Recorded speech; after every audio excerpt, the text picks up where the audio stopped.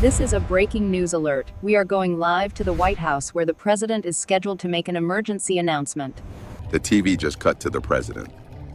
Fellow Americans, we are facing a national emergency. This is not a test. You've imagined this moment. Everyone in this country has.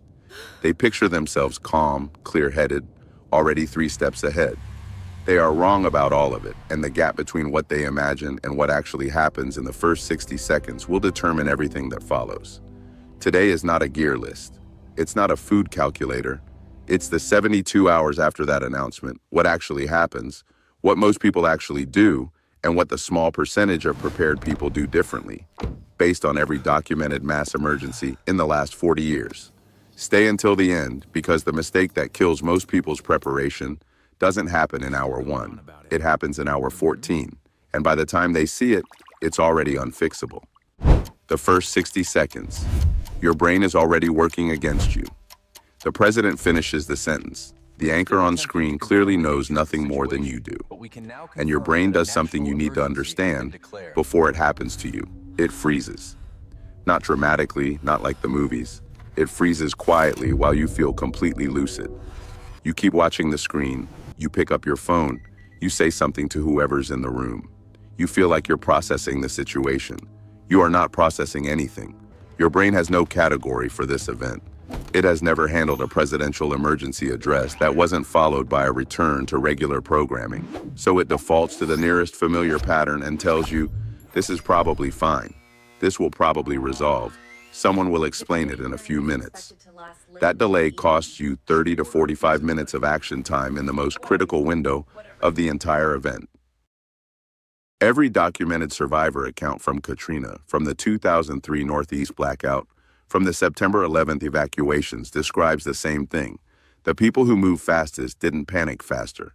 They broke through that frozen feeling faster. You break through it with one physical action. Not thinking harder, not watching more coverage, not calling someone to ask what they think. Stand up and move to a different room. Fill a glass of water. The physical movement interrupts the freeze at the neurological level. Motion overrides the bias faster than any amount of reasoning will. This sounds too simple to matter. It is the most important thing in this entire video. While you were watching the screen, someone else was already pulling out of their driveway. Not a prepper with a plan. Someone whose panic converted 30 seconds faster than yours, who is now driving toward the same 3 destinations everyone else in your city is driving toward. In every documented panic buying event, September 11th, the COVID lockdowns, every major hurricane landfall, high-demand items at a standard grocery store are gone within 90 minutes of the trigger. Not hours, 90 minutes. Water first always. Then bread, canned goods, batteries, anything shelf-stable. By the time the average person has processed the announcement, talked it over, found their keys, and driven to the store, they are walking into an empty room full of panicking strangers and bare shelves. This means one thing practically. If going to a store is any part of your response plan, that plan needs to execute within 20 minutes, or it is not a plan, it is a wish.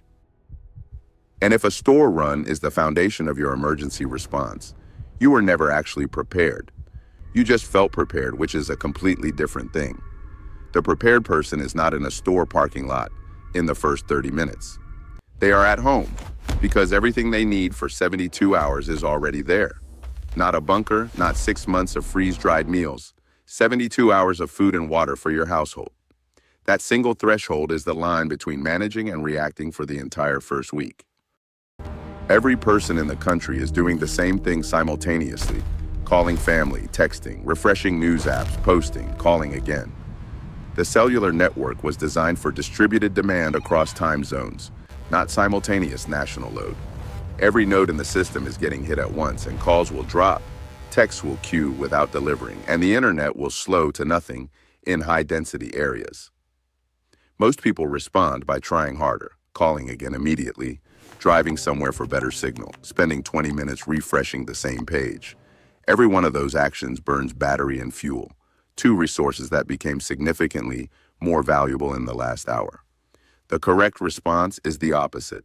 In the first 5 minutes, while the network still has partial capacity, you send short texts, not calls, to every person in your household. Texts route through congested networks far better than voice. which is why FEMA and the FCC have recommended text over calls in every major emergency for the past 20 years. You send location, status, and a pre-agreed check-in time. Then you stop attempting contact and let the messages deliver when capacity returns. After that, your phone has one job: stay charged. Brightness to minimum, background apps closed, Wi-Fi off if it isn't working. Connect to your battery bank now, before the charge drops further, because maintaining from 70% is faster and easier on the battery than recovering from 20. Every percentage point on that battery is now a strategic asset. Treat it like one. Your household also needs a physical rally point, a specific location everyone knows that activates without a phone call, because the phones may not work. If you don't have that location agreed on before today, you are improvising your family's coordination plan in the dark under stress, which is the worst possible time to build any new procedure. The store is gone, the phones are struggling, the TV is cycling the same footage with anchors who have no more information than you do. This is the window where most people make the decisions that determine how the next 7 days go, and most people make all three of them wrong. The first wrong decision is driving around to gather information. Your fuel tank is now one of the most valuable things you own. A standard sedan gives you roughly 300 miles of range under normal driving conditions. Every mile spent on information gathering loops in the first 6 hours is a mile subtracted from your options later, when you may actually need to move somewhere. A battery-powered radio gives you the same information without burning a drop of fuel. Use it. The second wrong decision is holding a family discussion about what to do. Discussion feels responsible and productive. In the first 6 hours, it is delay wearing a reasonable mask. One person in your household needs a designated decision role. They assess the situation, they make the call, they communicate it clearly. Consensus is a peacetime luxury. The first 6 hours of a national emergency is not peacetime, and treating it like one costs you the window, where your actions still have maximum effect. The third wrong decision is waiting for official instructions before moving. The agencies generating those instructions are operating under the same information gaps you are. They need time to assess, coordinate, and distribute guidance. Waiting for them to tell you what to do is outsourcing your survival to an institution that doesn't yet have the answer. You act on what you know right now: your household, your supplies, your location, your vulnerabilities. When official instructions come, you will still be able to adjust. The people who waited 6 hours to act adjusted into a situation that had already locked around them. By hour 6, two groups have formed, and the distance between them is already growing. On one side, the people who are managing. On the other, the people who are reacting. By hour 24, that gap is enormous, and it has almost nothing to do with how much gear either group owns. The managing group has water, has food for days, not hours, has light that doesn't need grid power, and has a communication plan that functions without cell service. They are not comfortable. Nobody in a genuine national emergency is comfortable, but they are functional. They can think clearly, make decisions, and still have capacity to help the people around them. The reacting group is exhausted. They drove to multiple stores. They waited in lines and argued with strangers. They came home with $200 of things grabbed without a real plan, most of which won't solve the actual problems of the next 48 hours. They haven't slept properly, they forgot to eat because sustained stress suppresses appetite, and their decision-making is degrading in real time without them knowing it. Cognitive research on sustained stress is consistent.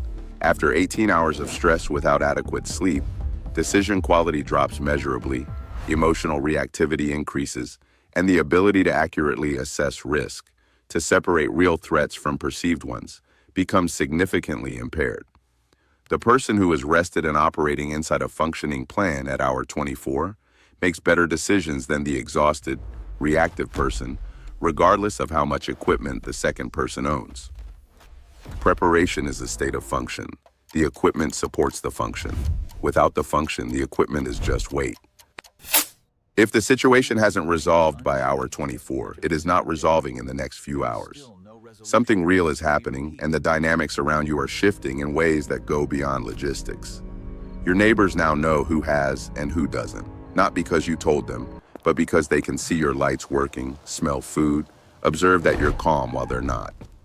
People under acute stress read their environment for resources automatically.